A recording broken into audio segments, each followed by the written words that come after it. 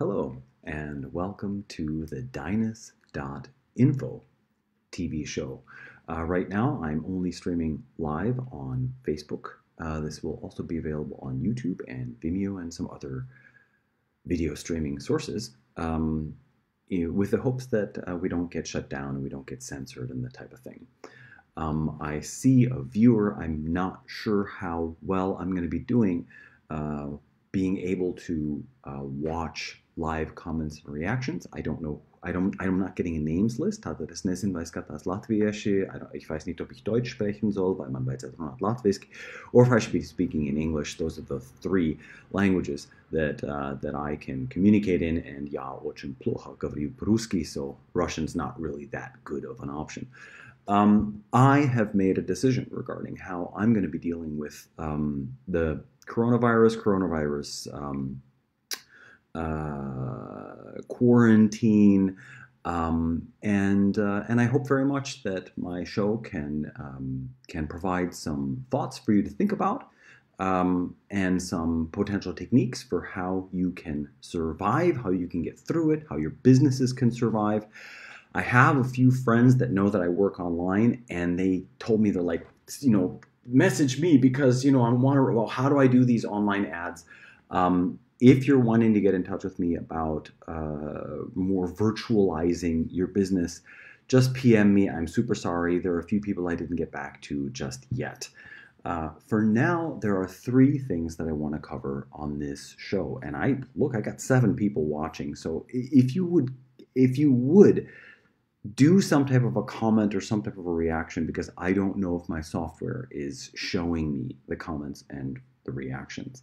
Okay, so for me, I'm probably going to be doing these shows close to daily, sometime in the morning hours, Central European time.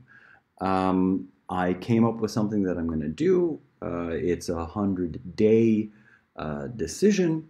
And maybe you can share kind of a way that you're gonna deal with the next 100 days, right? So today's day 1. One of the things that's really important to me is to think about whether what we assume to be true, if that's really true. So I may come with answers, but I also encourage questioning. So for me, the first point that I'd like to cover in this show is I'd like to call for scientific evidence that shows that children are vectors of disease. Okay? For me, with the social distancing that's occurring, with the coronavirus quarantine efforts, I find myself insulted in the name of the world's children. So one of the ways to examine assumptions, examine postulates, examine theories, examine claims, examine evidence, and examine proofs is to look at what's being said. Look at the words. Children are vectors of disease. We can examine the opposite. And we can examine variations, and we can make different kinds of insertions and look at variations and see if what we're assuming stands up to the test of reason. Children are vectors of disease. Let's look at the opposite. Children are vectors of love, light, laughter, and health. In Austria, now I don't know if it's forbidden because the rules are changing, but it was in the newspaper that grandchildren are encouraged to not visit their grandparents. Now my question is that healthy? And what science verifies that grandchildren should not be allowed to visit their grandparents because, quote-unquote, children are vectors of disease? I'd like to know who the scientist is, who the scientists are that came up with this philosophy, or if it's just something that we're assuming. I mean, Think about that. Because grandchildren can also bring tea. Grandchildren can give their grandparents a massage. Can make some soup. And now I'm only in the parents' generation. I don't have grandchildren yet.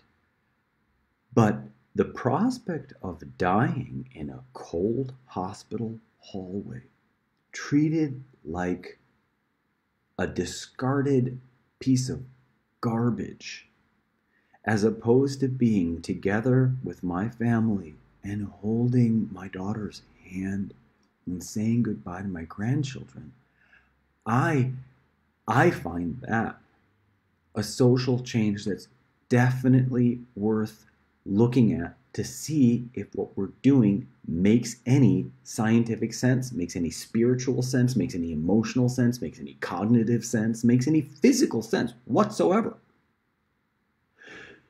Is the interaction between healthy, consenting individuals toxic?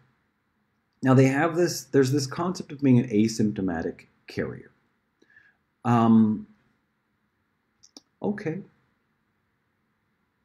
Okay, maybe people are asymptomatic carriers, but then it turns into, how do we create immunity for ourselves and for our sub-societies, for our families and subgroups, and how do we generate immunity as a species? Is that contact and is that physical interaction as social creatures, is it invaluable? Is it necessary for immunity? Okay, so this is just some notes. Let's see. Yeah, I don't think, my mom, look at that. Thinking about my mom. I don't think my mom would let anybody intubate her but me or my sister. Okay? Or I would have to be standing there. We'd have to be standing there. And my mom would have to give her consent, otherwise she's keeping her, not going to get anything in her mouth if she doesn't agree, if she doesn't consent. Okay? I'm comfortable speaking for her in this sense that she'd rather die than let some stranger poke around and insert this and insert that. She's going to be 80. We're going to celebrate her 80th birthday soon, God willing. And so and there's a fan on. I'm going to turn it off.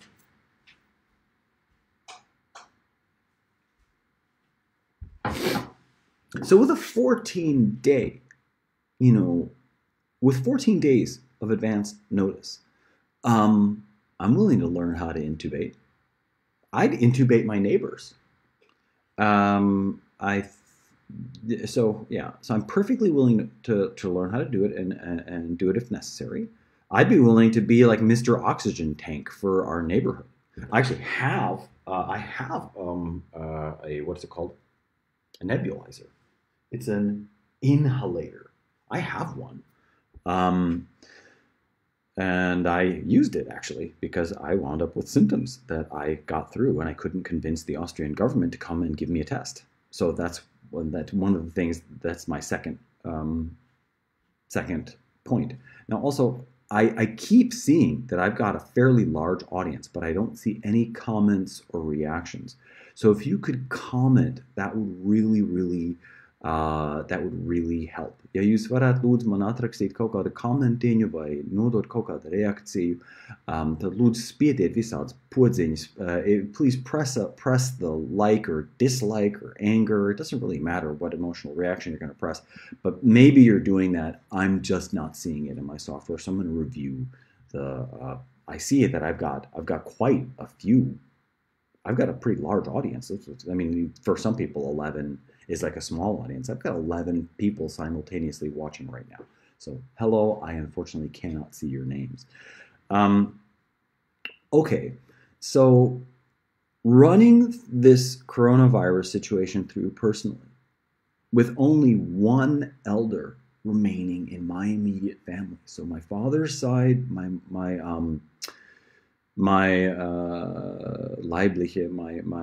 grandmother passed away really early. And then my grandfather passed away before I was born from my father's side, so I never knew him.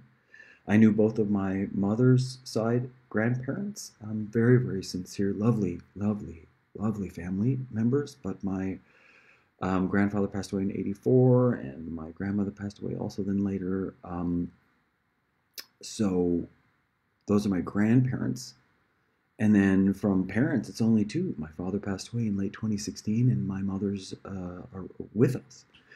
So we have this concept of social distancing where grandchildren are supposedly not allowed or not encouraged to spend time with their grandparents. And I know that the happiest unit that I have right now is me, my mom, and my daughter. The three of us. We're sort of a trio, or like the Three Musketeers. But that's my family structure. And if Omid were ill, and right now we're in different cities, and I'm expecting everything to be okay with my mom through this entire crisis, to be honest with you. She feels really strong. I talk with her every day, checking up.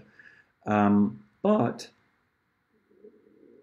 I'm going to ask for some kind of scientific validity and not a comic book, because what I've found is disconcertingly childish. It's at an incredibly low. Hey, Patricia. Hi, Carol. I'm actually seeing your responses, so maybe it's coming a little bit late. If you want to ask any questions, please do so. I'm covering 3 topics: a call for scientific evidence, discussing the PCR test and what I found out about that, a call for governmental disclosure of effective at-home remedies, and then I'm going to announce I'm actually going to write a book over the next 100 days. I don't like doing that type of predictive thing. A lot of times I like to make the thing and then come out with it.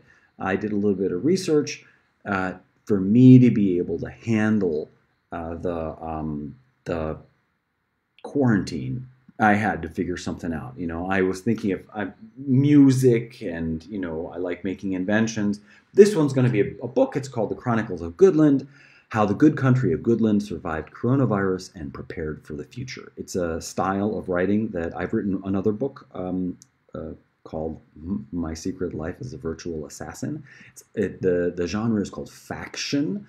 So it's a fictionalized version of what it reacts to events in fact. It's going to respond in real time. I'm going to be writing the first chapter probably today as I think of it. And it's going to be all about what the good country of Goodland did to survive the coronavirus and prepare for the future. See, Carol, you're writing about tea, clove, cinnamon, honey, and lots of soup. Make sure that people have plenty of vitamin C. I got myself stocked up with vitamin C. I think, though, that what we need to do is we need to move from home remedies and alternative therapies being seen as something sort of odd and marginalized to, hey, can we flatten the curve with home therapies and home remedies? Can we call for governmental disclosure? Is that spelled correctly? Governmental disclosure of effective at-home remedies. Because I'm not skilled to do IV vitamin C, like the one hospital in China where they're doing intravenous vitamin C with very good results. And again, I'm healthy. I'll go today I'll go today and tomorrow, I'll go for a 3-day, I'll go 8 hours a day to learn how to do intravenous vitamin C. I'll go now. We're quarantined. I'll learn how to do intravenous vitamin C. I'll be the intravenous vitamin C guy for our neighborhood. Okay? I mean, we can do it. We can do it through ingestion, but if it works through, I mean, what, you plug into the blood and you drip or something? Come on, man. I mean, I'll learn it anyway. So my first topic is a call for scientific evidence that shows that children are vectors of disease and that children are more vectors of disease than they are bringers of health, love, light, laughter, help, assistance. I mean, I'm sorry, it just kind of sounds like some scientist had a traumatic childhood. I think hanging out with my daughter is great. Like, she's really cool. She's smart. She's funny. She's a vector of disease because she goes to school. I mean, I'm not going to poke around you don't have to have intravenous vitamin C. If you get seriously ill, just take 2,000 or 3,000 milligrams of vitamin C an hour. Sure. I'm just saying that if my mom went into critical condition, that if we want to reduce the burden on the healthcare system, I'm totally willing to learn how to intubate, and I'm willing even how to learn how to do intravenous vitamin C. And I think that family members taking care of their elders and being allowed to have contact with their elders is a smarter social choice for the future than extreme social distancing at every pandemic and potential pandemic, no matter what subset of the population it impacts. Because the thing that really tipped me off was school-aged children are currently spared. They're hardly exhibiting symptoms, and they're not dying. Even in China, there were 2,400, I think, children that exhibited some symptoms, and one died. So less than 1 out of 2,000, a 14-year-old child. And we don't know anything about that child's, and God rest that child's soul, and may that child's soul inform us as to if we can still do some communication from the afterlife, especially in the early afterlife. It seems like souls are able to communicate a bit. Children are wonderful, but schools are a playground for colds and flus because irresponsible parents will send their sick children to school, and kids are not always good about washing their hands and keeping their hands to themselves. Okay, so we have a particular kind of germ theory, right, where that is considered true. Now, in my book called The Chronicles of Goodland, we are not just going to consider that true. We're also going to say that potentially there's another way of looking at germ theory, that this comes from Rudolf Steiner, when an organism is impacted by a toxin, that the cells create these viruses, and essentially the microbial world is there to be the garbage men of our ecosystem, but also our internal garbage crew and healing crew. So that's also a possibility. It's not necessarily true. And when policy deems that schools are a playground for colds and viruses because irresponsible parents will send their sick children to school, well, I'm of Latvian heritage. Latvians go to work sick. We go to work. That has been hundreds and hundreds of years of our cultural tradition. Now you're trying to social distance the entire country of Latvia, and all of us go to work, no matter how sick we are. That to me, it's just like, what do you mean not go to work sick? I go to work, and you know what? What's interesting is that when you go to work, like, you can sort of breathe. You don't even hardly exhibit symptoms. You go home, Latvians go to work, period. We work. What is that? Eric Leelson or something like that, like 14th century explorer. So the year 800 or whatever. There's some book, right? And this guy explored, and he's like, wow, these people, they wake up, they work all day, and then they come this evening, they dance and sing, they go to sleep, and the next day they work all day, work all day. We're a hard working culture. You're going to take that away? It's a huge part of how Latvians live. We work. Supposed to now sit at home? We work. Okay, and send your kids to school sick. There are cultures that are like, yeah, of course. How else are their immune systems going to learn? How else are they going to get healthy? If they are immature mentally and they're going to school to become mentally more mature and become educated, and their immune systems are also immature, and they go, and that's where they get exposed to, they get their training for how to survive in a world that's essentially trying to eat them up. It's not like the world is here to, like, I don't know, make us healthy, I guess. I mean, in a sense there is, but if an animal gets hit by a car, the bacteria, the vultures, they smell the thing and they eat the body, they take care of the body. That's how our world works. Our world gives us an opportunity to live for whatever the blessed time that we have the opportunity to be here is, whatever that happens to be, and then, we get cleaned away. So it's possible that the more common and more popular interpretation of germ theory is flawed. Do we allow for variations in how people interpret germ theory with our public policy? I don't think a private school can legally stay open in Austria right now.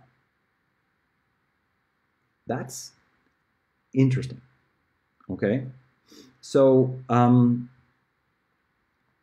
next thing is, if my mom were to exhibit symptoms over the next, I think, 3 weeks, it may literally be illegal for me and my daughter to go and tend to her. And I'm saying this very plainly. If my mom starts exhibiting symptoms, we've already talked about it, my daughter and I are going to go to OMI, and we're going to do our best to take care of her. So it may involve lawsuits. It may, and let's hope that my mom's fine, because she's a very robust person. But, worst case scenario, my mom gets sick today, I start pressing charges. Press charges against the border guards, press charges against the travel restrictions, press charges against politicians. Really. Because then I would say I have a right to be with my mother till her last breath, and so does her granddaughter. Because in Austria, I don't know if it's a recommendation, but we're going to go to OMI, and we think that she's not going to have any symptoms. So we'll see. So children, are they vectors of disease? Or are children and grandchildren able to learn and apply home care and home therapy and home remedies? Okay, including medical remedies. I'm not going to mention the name of this family, but there was a hero of mine who was suffered a long-term illness. The entire family learned how to do at-home care, and he lived for a very long time. So please provide me with scientific proof that children are vectors of disease, and also comparatively that children are moreover vectors of disease than they are bringers of health, love, light, joy, and laughter. Please provide proof that hugs between asymptomatic consenting individuals of any age have now suddenly become dangerous. Because the idea is that up until now, it looks like we've got, thousands of years, maybe even more, of hugs between consenting individuals being considered and feeling good. Hugs boost immunity. It needs to get some 15-second hugs. All of a sudden, hugs between, and like a meter, trust me, I get it. You're saying, when my children were young and someone else had chicken pox, I would would let my kids play with them so they could get the chickenpox too and get it over with. Well, I live in Austria. There wasn't even like, I mean, my daughter's only 13. I told my sister that my daughter had the chickenpox, and they're like, don't they have a vaccine for that? I was like, it wasn't even a topic. A vaccine for chickenpox wasn't even like, and I went to multiple seminars. I talked with multiple doctors. I did a lot of vaccine research when my ex-wife was pregnant and we were going to have a baby. Wasn't even like, it wasn't even a distant possibility of not having the chickenpox. Like, we had the whole traditional experience. Oh, chickenpox are going around at the kindergarten. And then I got the call, and Emmy had the little pox, and I give her a big hug, and she's got the poxies. It was like we literally treated it like a storybook. Like you hear in 19th century, I guess 20th century, when it was just something the kids went through. So, and I would let my kids play in dirt. Supposedly we need several kilograms of dirt. I was not the parent to consistently fuss, but when I see that my grandchildren are constantly sick every time school is in session, yeah, something is wrong. And I think that one of the main things that's wrong is children are not getting out in the sun. Yes, absolutely. And I'm going to get to this is like my next topic, because they have taped off the parks. So, and I posted on Facebook in 1918, apparently, outdoor hospitals, they would put the Spanish flu patients out in the sun. The doctors were less impacted. The nurses were less impacted. They were less sick, and the patients were recovering better because they were freie Luft. They had outdoor hospitals. So now in Austria, they literally have tape around the park. The children can't play in the sandbox. The sandbox is roped or fenced or taped off. And the little benches where the elderly sit, you could see, I mean, there was a place in the 8th district, and there's this row of benches, and it was like this competition. In August, September, early October, there'd be like this race.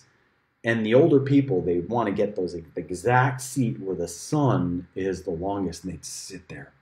And you could tell it feels really good because it's warm and sort of the air is getting cooler. And it's all roped off. So are we being prudent with our use of public spaces? Because isn't that where the elderly and children and the rest of us gain health and get access to fresh air? I'm going to lift my computer a bit so that the fan doesn't get too loud, hopefully. Children are not getting out in the sun, and I think the reason they aren't going out as much is because it's not safe these days to be outside on their own anymore, and they're not getting enough sun. I agree, Carol. That's a really good response. And where I live, there's this sort of curve in the road, and if I were from 4 to 14, everybody would be playing on that curve because there's plenty of room. There's room to play tag. There's room to play stickball. We would probably there's a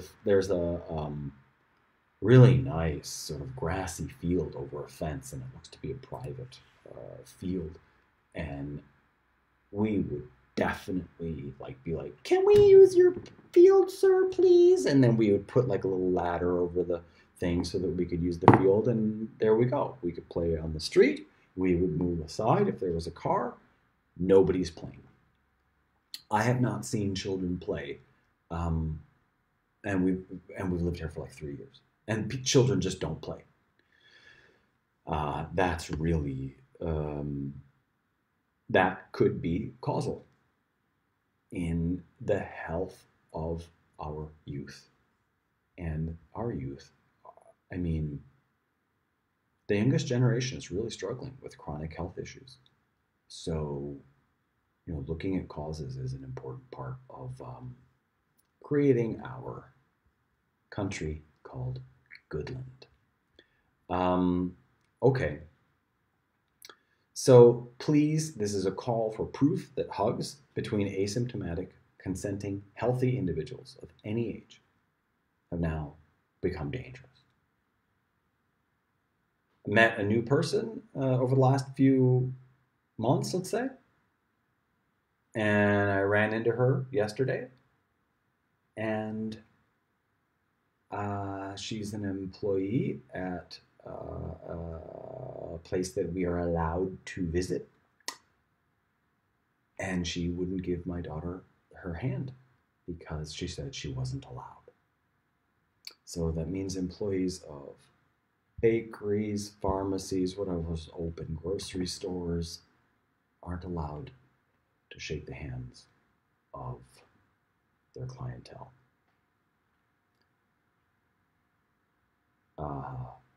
So please provide me with some kind of proof and not just a toddler intellect level, early 1980s video game style simulation of simulitis. If you look at that, you're just like, that looks like Pac-Man. I'm gonna guess that nature is a little bit more complicated than, simulitis, than Pac-Man. I'm sorry. It's not like just, oh, look, I'm infected. I'm now going to infect everybody. That's how the world works. It can't be. I understand maybe there are some simple things, like you don't water the plant dies. It's pretty simple. It's kind of binary, right? But what about healthy person walking around? Can we distribute health? That part, I think, is important to contemplate, because right now I'm stressed, right? But there are people, when they walk into a room, it's just like,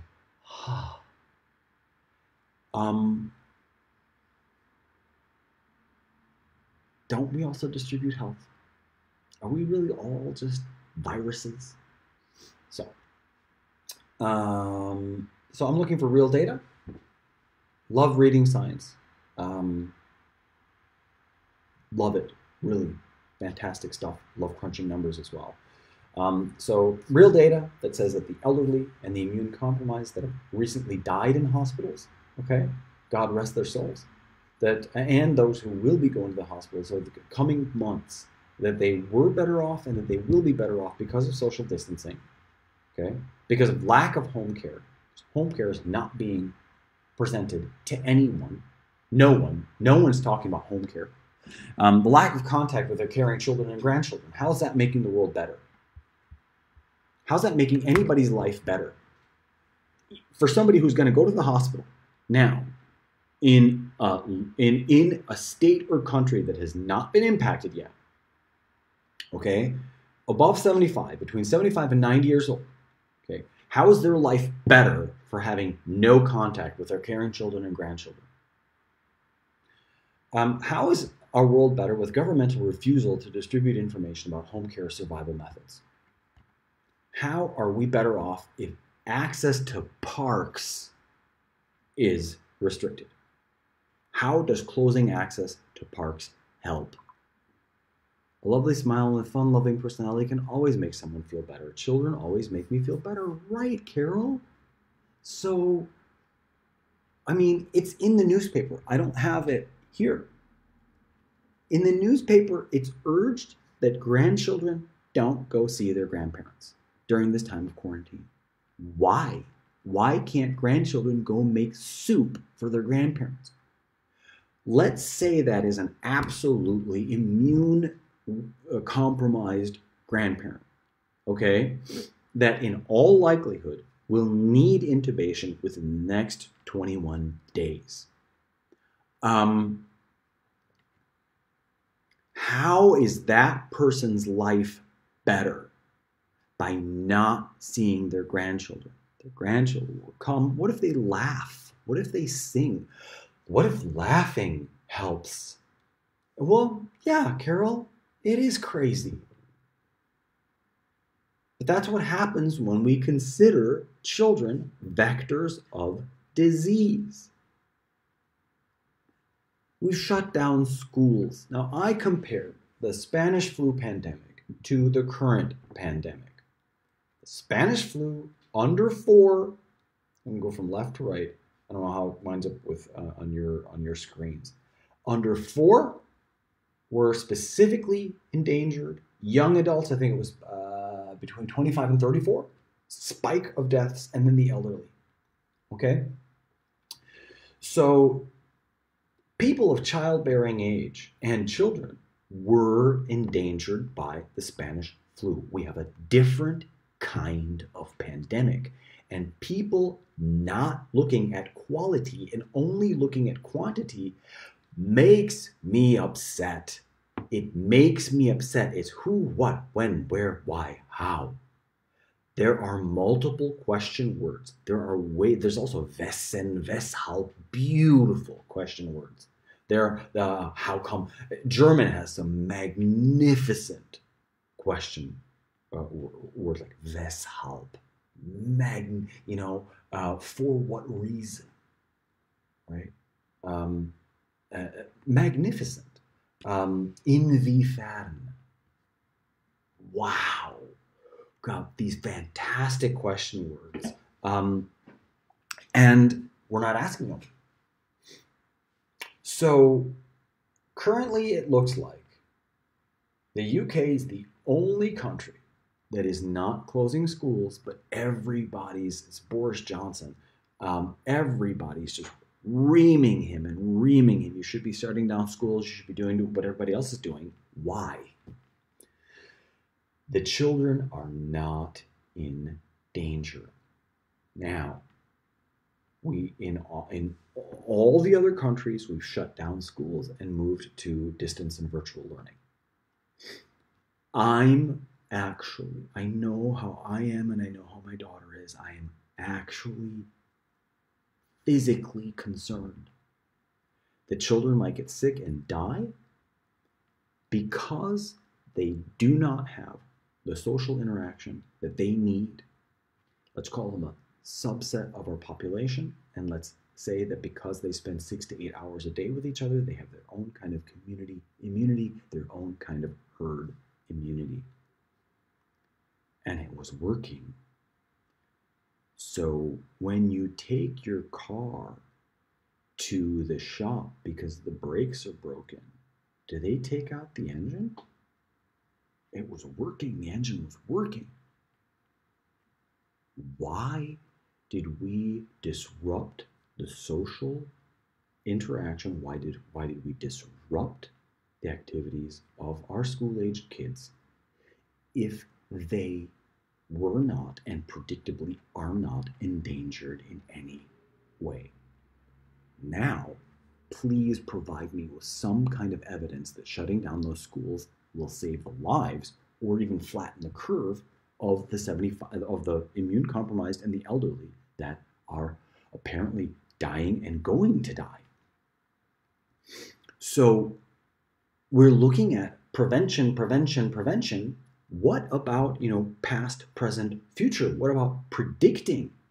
There are people that are going to die. How can we either prevent their death by giving adequate home care, by boosting their immune systems now at home, by being available for our elders, by doing this, the humanly, socially responsible thing is caring for our elders.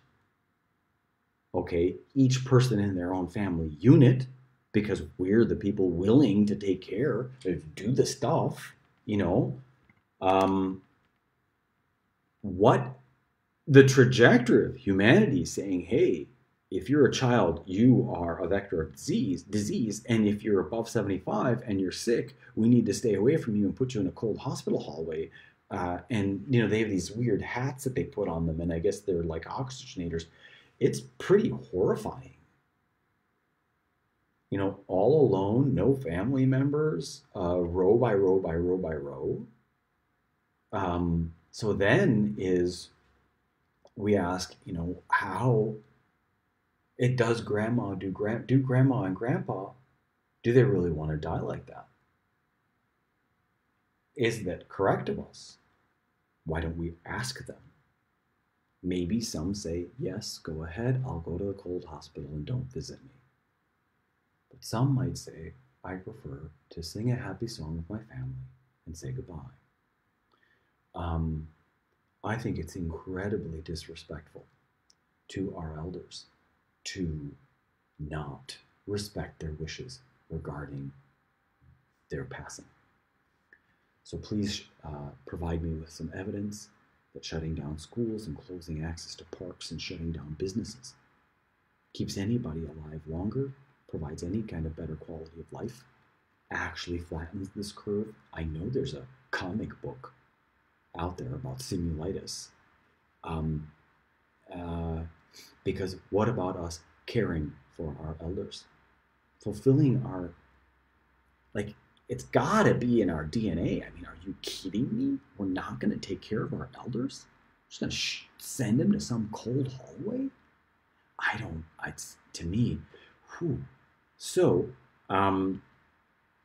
regarding the flattening of the curve, I've seen mathematical models. Regarding simulitis, I've seen like, you know, an Atari, like a 1982, Atari 83, Atari video game, you know, version of supposed reality. And if you're saying that we're trusting the Chinese government and that's why we're following the same pandemic stopping measures, don't you think it's worthwhile to do some investigation of that and to ask, is it true? And to look at children are vectors of disease, maybe children are vectors of health and fun, and then adults are vectors of, change the word vectors, see what it means, see what could be true or more true. Next topic, before I get to call for governmental disclosure of effective and at-home remedies and presenting my book project called The Chronicles of Goodland, my next topic is the PCR test. The PCR test is apparently one of the types of tests that's being used to assess COVID-19 infection. I'm not gonna, I guess I could, maybe I could look for some screenshots. Yeah, I guess I'll go to my downloads. And let me see if I can find it. It's sort of this, I mean, I don't really want to be, you know, showing my, I don't know if I can, I want to switch to just camera for a second. So let's see, I have to switch to just camera. Oh, now it's just the camera. So now apparently I can privately search yeah, these are two. Now, all right, boom, boom. Okay, so we'll go back to my desktop here.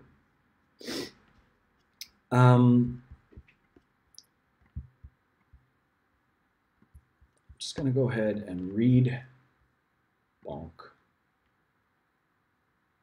It's bonk. Bonk. Oh no. Dainis live. Now you're still seeing everything. Oh, whatever. You took a look at my. Well, that's not very good. Anyway, there's my. Okay, fine. Maybe that's reasonable. And here we are. Okay, the inventor of the PCR test, Dr. Kerry Mullis, I looked up his biography. Super interesting biography. Wrote, quantitative PCR is an oxymoron.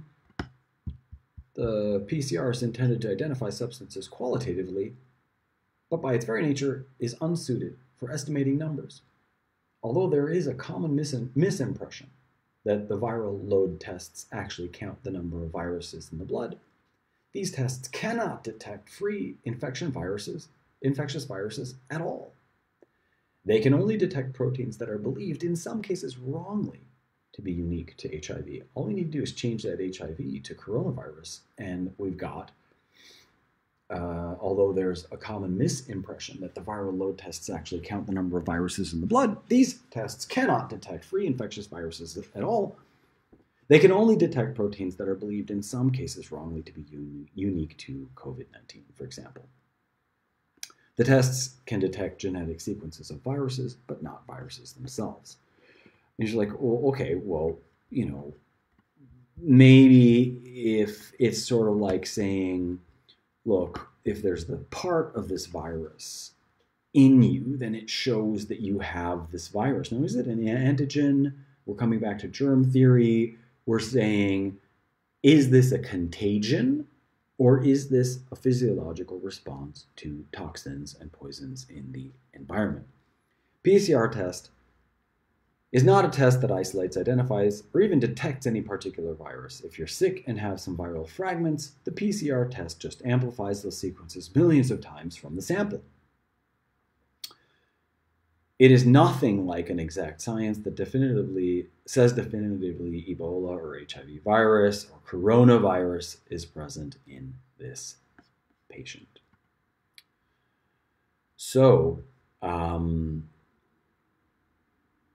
don't you think that policy should be based on accurate tests?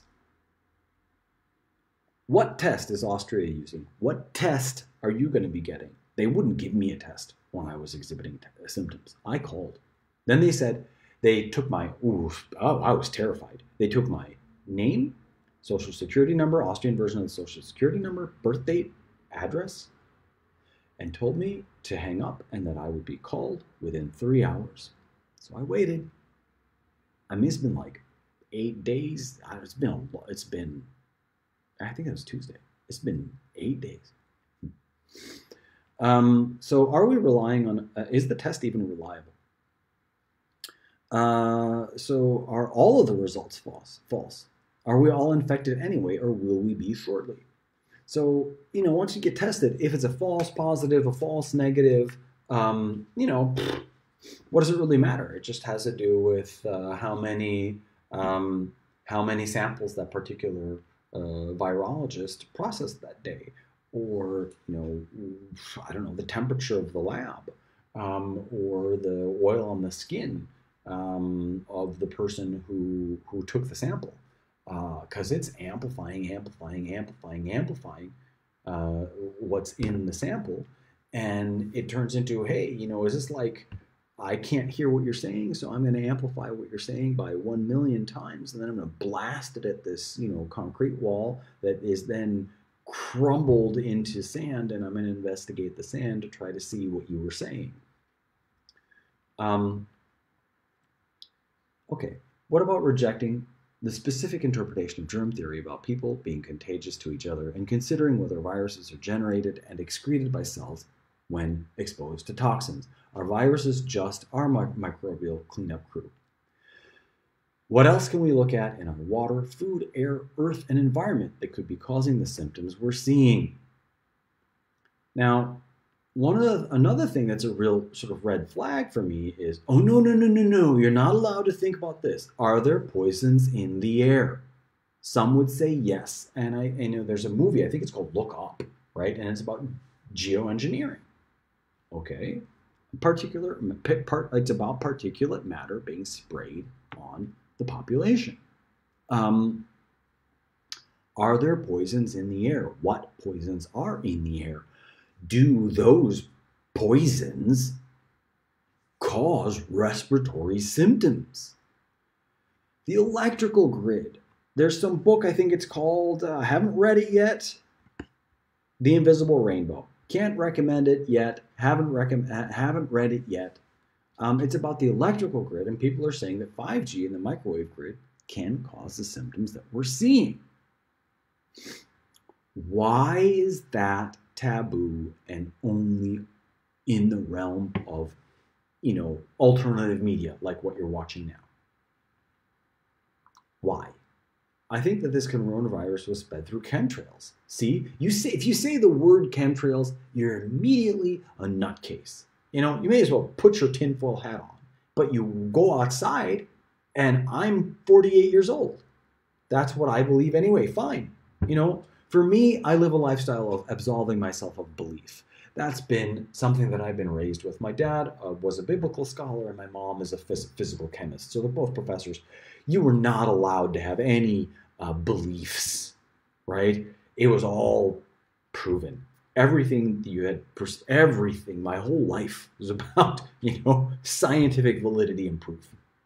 But you go out And yeah, you know, the the trails from the plains are staying longer than they did when I was a kid. You know, there, and that's, I remember I used to like reading popular science. And there was a popular, like we had a subscription to it. I remember it. They had the geoengineering, the plumes that would be used to cloud seed and to make rain. I almost went into meteorology because I was like, "Ooh, I want to be a guy who knows how to make rain. Wouldn't that be cool?" I mean, come on. So maybe, and wasn't it the Chinese government that guaranteed the weather for the Olympics or something like that? What if they sprayed something in Wuhan that, caused a bunch of symptoms? Okay, but it's spreading. Okay? So is that same perpetration, is that same process happening in other cities as well? Um, and that's the reason I'm writing a book. All right? I determined that I'm writing this book an hour ago. The reason that I'm writing the book, The Chronicles of Goodland, is because it isn't in the country of Goodland. All of these questions are celebrated. Truth is the guide. Acceptance, compassion, truth. And so, where am I here? So currently, European society, American society, we're getting on. I'm going to try to keep these shows. I'm going to try to keep them to about an hour format. So we've got about 8 more minutes to show, and I've got a reasonable amount of stuff to cover. And thanks for spending your time with me and engaging. I'm seeing quite a sizable audience, but not everybody's writing. Patricia and Carol, thanks so much for your comments and for your questions and for your engagement. I'll look back also, and I will look at the comments and questions, and I will respond. The way that I'm going to deal with the quarantine is I'm writing a book called The Chronicles of Goodland over the next 100 days. There will be 10 chapters. It's going to be $1.29 a chapter. So I figured, you know what, I'm going to sell something too, right? I think that it's super healthy. Like whatever your business is, we have to start being able to survive financially at home. So I'm kind of, with this show, I'm also exemplifying a model that might be useful. And now, over the next 100 days, I'm going to write a book, if I live, called The Chronicles of Goodland. And in Goodland, we're allowed to ask questions, and questions are celebrated. Falsity is, of course, exposed, but questions are fantastic, right? So we watched the movie called Look Up in Goodland. We ask whether 5G microwave technology is causing symptoms and maybe is causing death because we're looking for perpetrators. Okay? We hold perpetrators accountable in Goodland. Did the Chinese government really start a compulsory vaccination program that may be the source of this outbreak? Because there are these myths supposedly about the Spanish flu pandemic. People are laughed and scorned and ridiculed, and it's called a conspiracy theory. That potentially forced compulsory vaccination was a part of how the Spanish flu got worse, not better. In Goodland, we ask those questions. We assess the truth. We collect evidence, and we do our best.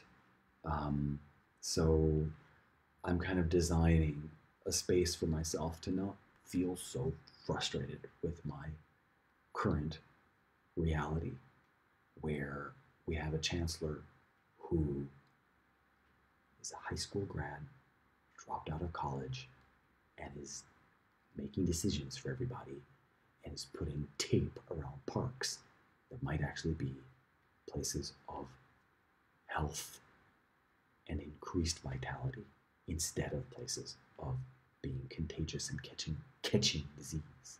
Okay, so I feel like I'm being led by a germaphobe. I'm not a germaphobe, right? Why does Mr. Germaphobe win?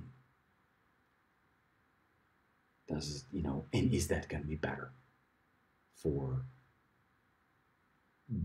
those most in danger? Because I'm willing to be the community manager of oxygen tanks, and I'm willing to learn how to intubate, and I'm willing to learn how to help. And there's nothing like that happening on a governmental level. And that, to me, is really frustrating. It's really frustrating. So aren't we here to save lives and not scorn people who ask questions and are interested in solid evidence? So please provide me with evidence that the tests being used to assess the coronavirus, COVID-19, actually do so. So we've got scientific, I'm looking for scientific evidence for some kind of, it can be theoretical, but that proof that children are vectors of disease more so than they are vectors of health and help and love and laughter. And I'm looking for evidence that shows that the tests being used are accurate and reliable and indicate what, you know, these governmental Maßnahmen is the word coming, that these policy decisions, the policy decisions are relying on the test. I want to know if the test is effective and if it's true. Okay. Now, my third point is a call for governmental disclosure of effective at-home remedies. If you look at the United States CDC's webpage on what to do if you're showing symptoms, it is the saddest, most ineffective page you could possibly read. It's like, wash hands, call your doctor. What? I was exhibiting symptoms. I have a nebulizer. I did inhalation. I drank distilled water because I wanted to just have absolutely clean water. I got proper rest. I did my light stretching. I could have done better with diet and exercise, but I was already getting better. Okay? Somebody said something just now. Hi, Beth. I heard that in the USA that they're using this shutdown to put 5G in schools without telling the parents. Oh, bait and switch, the whole deal. Oh my gosh. So they're going now and so while the kids are out of school, they're going and they're installing it in the school. And then comes the quote unquote guinea pig test. Like when the kids go back to school, they're going to say, ooh, they're all exhibiting symptoms. Do you have a link or something to prove that? Prove what? Do I have a link to prove what? Oh, she might be asking Beth about the 5G in schools.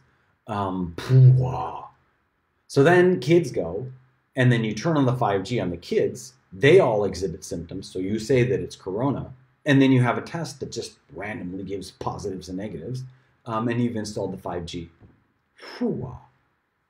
There's a real big bait and switch. And see, I have listed this thinking of Lusitania, Pearl Harbor, Reichstag, Gulf of Tonkin. And I think I might have misspelled that because I wasn't actually going to have that be. It was a Tonquin. Isn't it this? Sorry, this was not supposed to be part of the show. Book. And also the Invisible Rainbow. I hadn't prepared that, so that was not supposed to be visible. Okay. Where am I? Time-wise, 58. We're coming to a close of this show.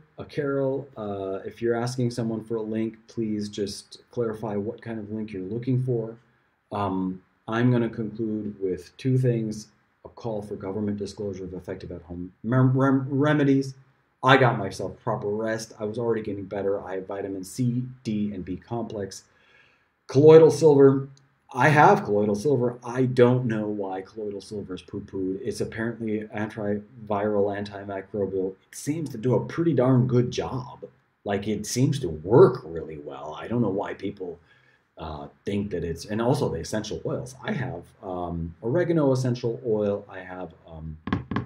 particular kind of incense essential oil, lavender essential oil.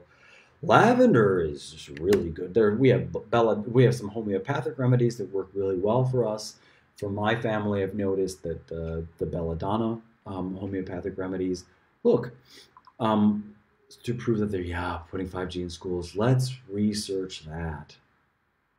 Because there are lots of scientists saying don't do it.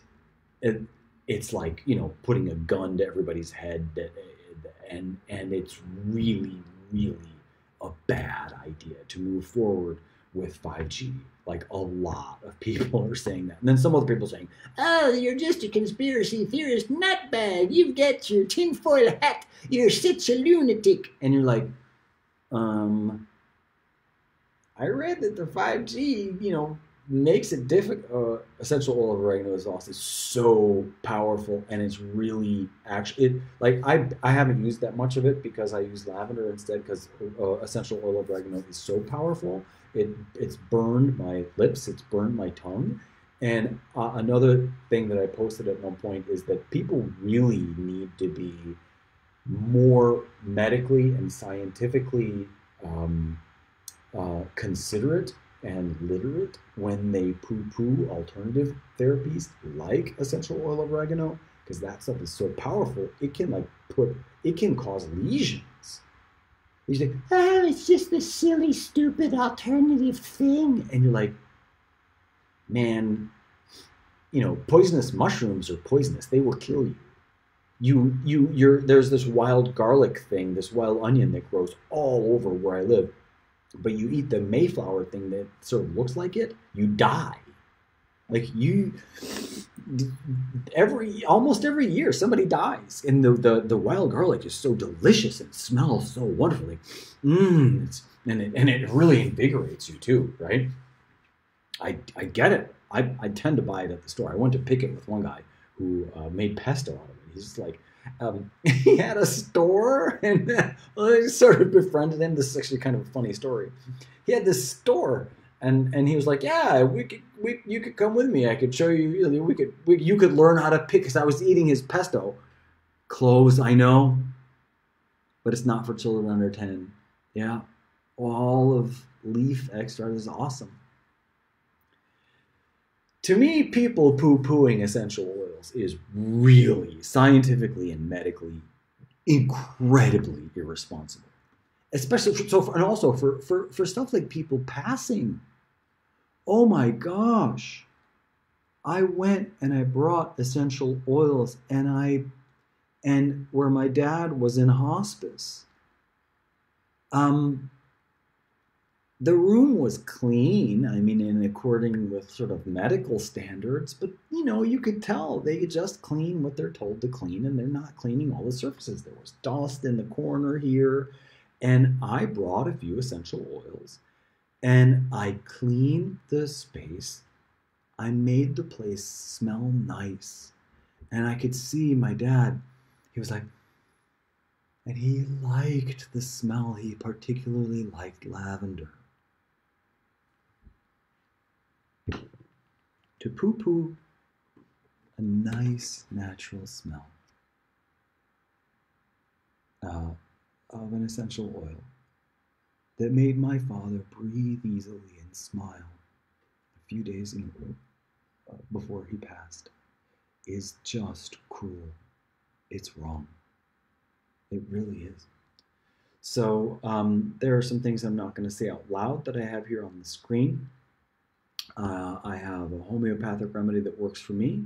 I didn't even need to use it. That one I will mention, belladonna. I don't know why, but it works for my mom, works for me, works for my daughter. Few little drops, you start kind of getting this phlegmatic thing, boom, put a few little drops in anything. In general, it's better if it's in distilled water, because then it has a floral smell. It's just really good for my immune system, has worked wonders for my daughter. And we're talking 3 drops, right? We're talking a product. Everybody says homeopathic, like all these people are saying homeopathic remedies are nonsense. And then you're like, you put 3 drops of this good smelling oil in a little, in some water for your daughter. And instead of your daughter being like, your daughter's like, okay, let's go. And you're like, that stuff helped. So I think that in this Chronicles of Goodland, we're gonna have to have maybe it's gonna we're gonna have an enemy in the book, I guess. Anyway, the local medical system entirely ignored me when I was symptomatic, so I was able to continue. So I was left to my own devices. This isn't a sentence here, but so when I was symptomatic, I couldn't get any medical attention whatsoever. This is before before there was even a lockdown in Austria. There was a hotline. Nah. So I'm going to close. I'm over an hour. I'm at an hour and 5 minutes. I've really enjoyed our time together. And what's what? Oh, belladonna. Belladonna is a poisonous plant. Apparently, it's a floral. It's a flower, and at incredibly low dosages, it's it's considered medicinal. And you can buy homeopathic remedies like D4, D6, D8, D2, etc. And I always like the least potentiated, whatever they call it, because it smells a little bit like a flower. So it has a really, really nice smell. It might be a poison. It might be sort of like caffeine or nicotine or cyanide or something like that. And then at an incredibly, incredibly, incredibly low dose, it stimulates the immune system. But since around 2008, that's when I became aware of this homeopathic remedy because I had a recurring infection. It was the first time it was a recurring infection in my sinuses, and it was the only thing that that helped. And so for me, now I was dripping anything into my sinuses because I had an infection that kind of burned a hole in my nasal cavities. It was incredibly painful. And the only thing that moved the infection around, the only thing that could rinse my sinuses with that made a difference, because I tried everything, I tried all the stuff, was this homeopathic remedy.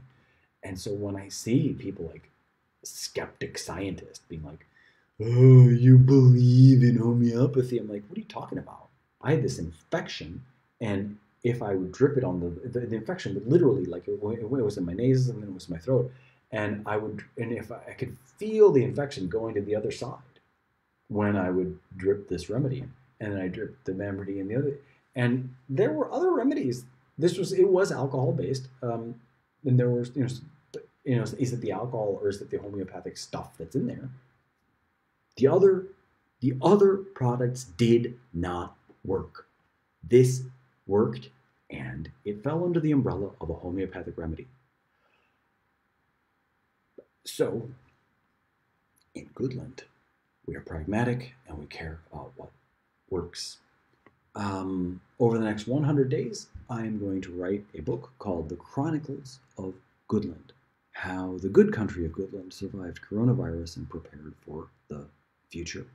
When I have the first chapter ready, it will be available for $1.29. You'll be able to pre-purchase the book for about $10. Maybe I should make it $10 flat instead of like $9.99 or $9.97. Make it $10.00. I think that'd be fun. So I'll make it $10.00. And that's gonna be like, I was thinking, do I write a symphonic essay? I've got some musical themes already going, but for this crisis, I'm writing a book called The Chronicles of Goodland. If you want to suggest faction or fiction elements, if you want to be a character in it, want your name you used, let me know. If you want particular kinds of questions or topics covered in a fun fiction faction way, let me know. And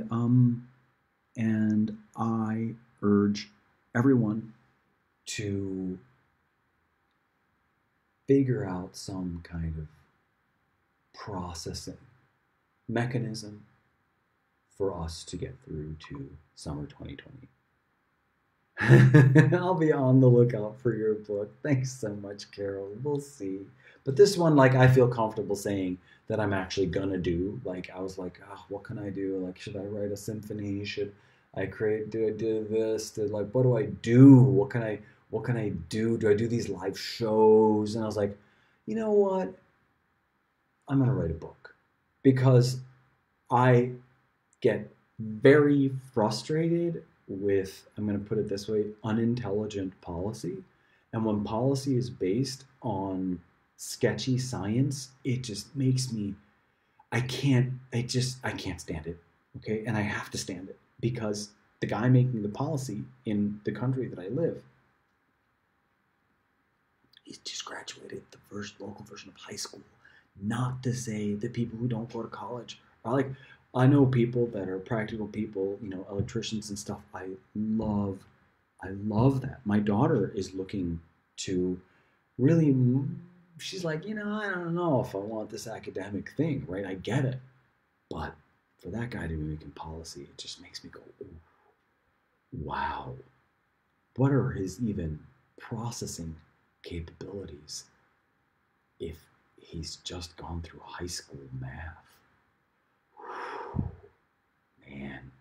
And not to say that you don't need a master's degree to be able to make high level decisions, but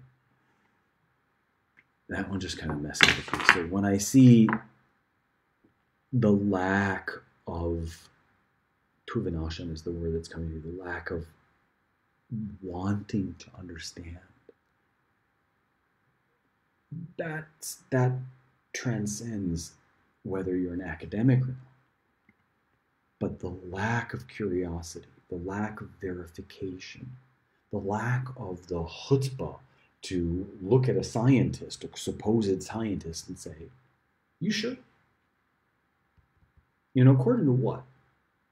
What proves the conclusion that you're voicing?